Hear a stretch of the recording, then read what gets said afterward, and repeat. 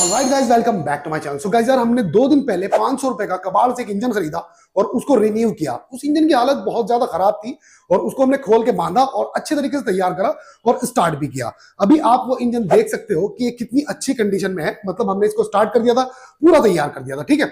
लेकिन इसके अंदर हमने क्लच मैकेनिज्म नहीं लगाया था। क्यों नहीं लगाया था? क्योंकि हम लगा ही नहीं सकते। क्यों नहीं लगा सकते? देखो, इसके साथ ये टापा लगा हुआ था इस तरीके से। तो इस टापे का काम क्या होता है, ये अटैच होता है स्प्रे मशीन के साथ, ठीक है। तो इसका बाकी मैकेनिज्म जो होता है स्प्रे मशीन के अंदर लगा होता है, ठीक है।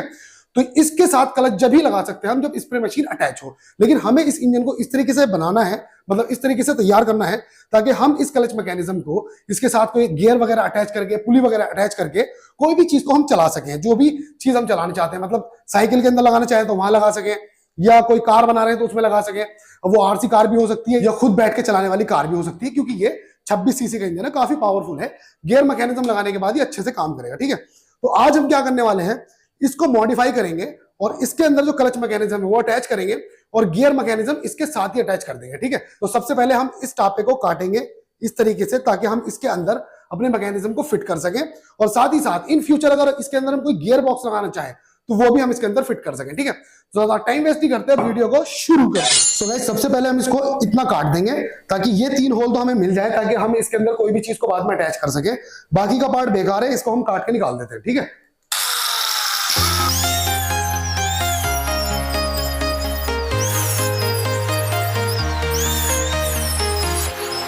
Walking alone, the streets are empty. The only thing I can see is my own silhouette. I'm getting stronger, step by step. The clock is ticking, but there's no time for regrets. I've been flying from town to town, from alone. So guys, आप यहाँ पे देख सकते हो कि हमने इसको कुछ इस एंगल में काट लिया है, ठीक है। अब इसकी थोड़ी सी साफ सफाई कर देते हैं, ठीक। I've been all around the globe trying to protect your soul. We are heroes tonight. We will fly above the sky. We are heroes tonight. So guys, इस टापे में मॉडिफिकेशन हो गई है और अब ये कुछ ऐसा लग रहा है, ठीक है। हमने सिर्फ ये 3 होल छोड़े हैं ताकि कोई मैकेनिज्म इस पर अटैच करना हो इन फ्यूचर तो हम अटैच कर सके, ठीक है। तो इसी टापे के अंदर हम सारा मैकेनिज्म लगाएंगे क्लच को अटैच करने वाला, ठीक। तो सबसे पहले इसका क्लच हम इसके अंदर अटैच कर देते हैं। तो ये रहा इसका क्लच और इसके ऊपर तीर का निशान लगा होता है, तो इसको ऊपर रखना है हमें और इसके बोल्ट हम इसमें डाल देते हैं, ठीक है।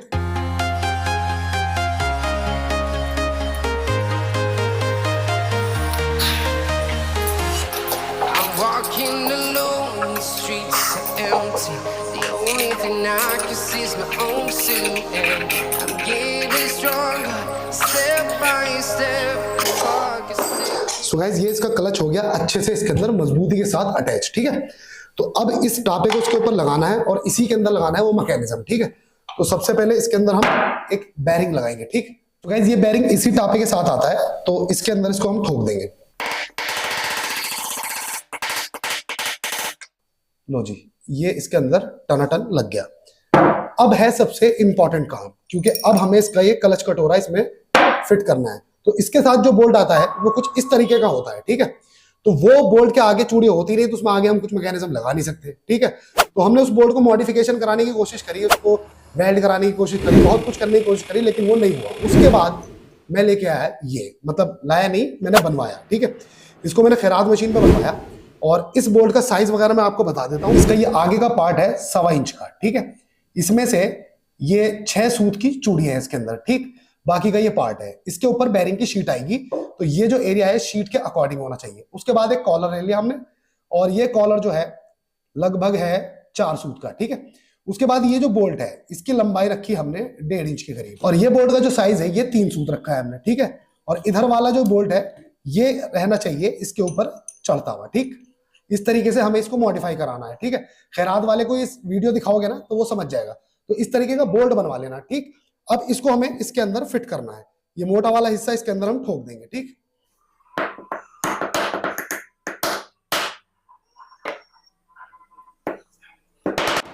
कपड़ा रख के इसलिए मारी मैंने चोट ताकि इसकी चूड़ियां ना फैल जाए, ठीक है। तो इस तरीके से फिट हो गया यहाँ पे। अब हमें क्या करना है, ये जो कटोरा है इसके अंदर लगाना है, लेकिन पहले हमें एक बुश लगाना पड़ेगा। इस तरीके का कोई बुश ले लें और इस बुश का साइज है 3 सूत, ठीक है। इसको इसके अंदर हमें डाल देना है और ये क्लच कटोरा ऊपर से घुमा के इस पे टाइट कर देना है, ठीक है। ये रहा, सिंपली ये हो गया, ठीक है। अब इसको हम फिट करेंगे इसके ऊपर, ठीक। आप इसको किसी भी एंगल में फिट कर सकते हो, चाहे ऐसे, चाहे इसको यूं घुमा लेना, चाहे यूं घुमा लेना, किसी भी एंगल पे फिट कर सकते हो, ठीक है। तो मैं इसको नीचे वाले ही एंगल पे रखूंगा, ठीक है, इस तरीके से। और उसके बाद मैं इसके अंदर इसके बोल्ट डाल देता हूँ।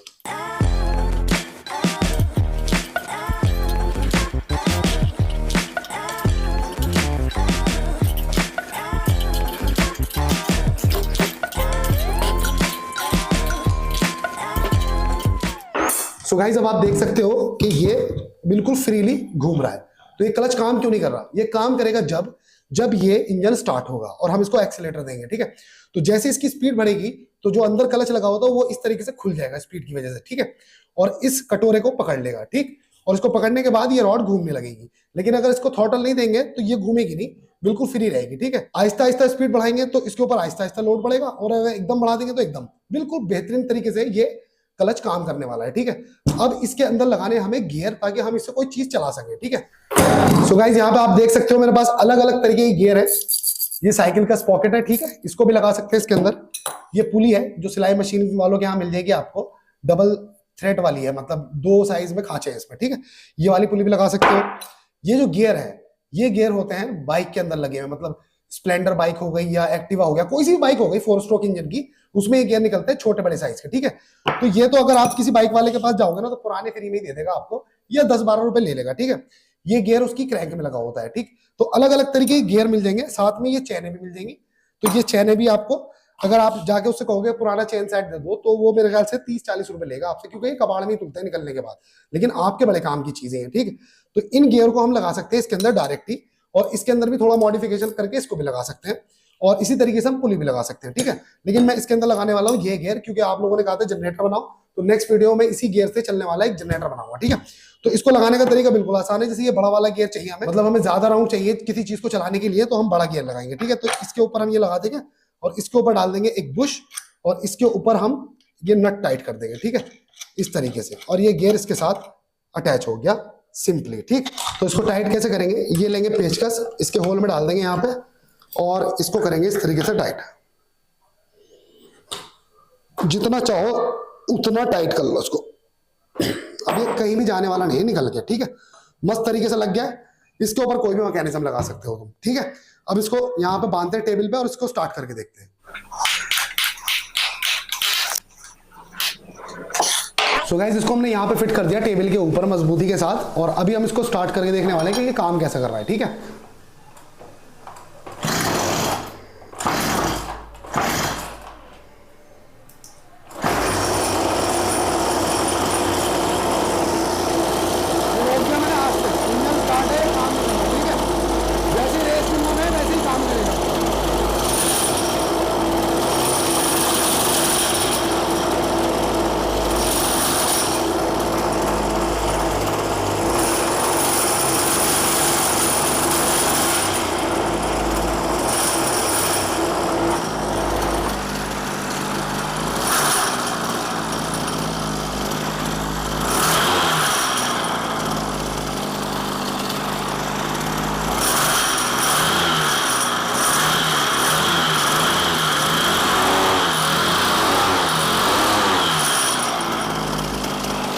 रेस छोड़ते ही ये काम करना बंद कर देगा।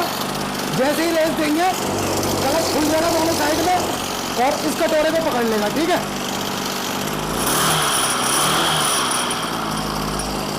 अब इसके ऊपर चैन डालते हैं।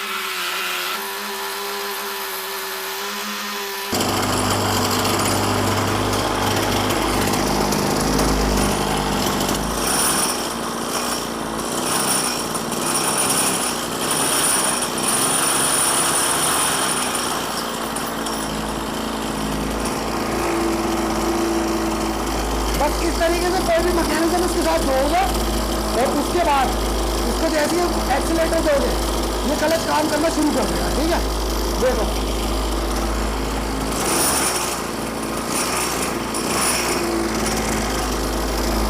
सपोर्ट करेंगे और जैसे ही रेस दूंगा ये चलने लगेगा।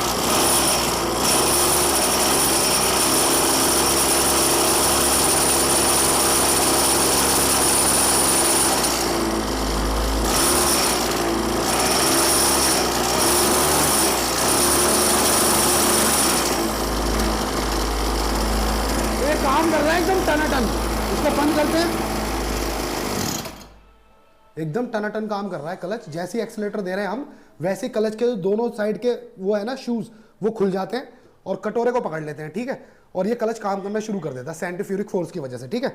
अब इसको स्टार्ट जैसे ही करेंगे हम, ये दोबारा काम करना शुरू कर देगा। अभी बंद है।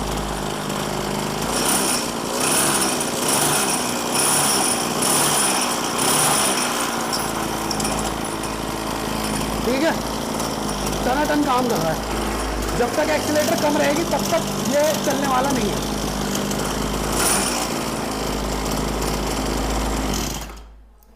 समझ गए? तो इस तरीके से तुम बना सकते हो इस मैकेनिज्म को। अब इसको किसी भी चीज में लगा सकते हो तुम। मान लो जनरेटर बनाना है तुम्हें, तो इसके साथ जोड़ दो। कोई साइकिल वगैरह चलानी है तो उसके लिए तुम्हें सिर्फ यहाँ पे इस तरीके का स्पॉकेट ले लेना। अलग अलग तरीके के आते हैं, इनको यहाँ लगा दो, छोटा वाला स्पॉकेट लगा दो या बड़ा वाला लगा दो। जैसे भी तुम्हें अपना गियर का मैकेनिज्म रखना है उसी हिसाब से इसको अटैच कर दो यहाँ पे। तो यहाँ पे कोई पुली या गियर कुछ भी अटैच कर सकते हो, ठीक है। तो इस तरीके से ये काम करेगा। इस तरीके से आप इस इंजन के अंदर क्लच मैकेनिज्म को अटैच कर सकते हो, कोई भी चीज को चला सकते हो, ठीक है। अगर ये वीडियो आपको पसंद आई है तो ये वीडियो तो डेफिनेटली पसंद आएगी। इसके अंदर हमने इस कबाड़ इंजन को रिस्टोर किया था और किस तरीके से हमने इसको पूरा तैयार किया वो आप इसमें देख सकते हो जाके, ठीक है। तो गाइस मैं मिलूंगा आपको नेक्स्ट वीडियो में, तब तक अपना ख्याल रखना। Take care, bye bye.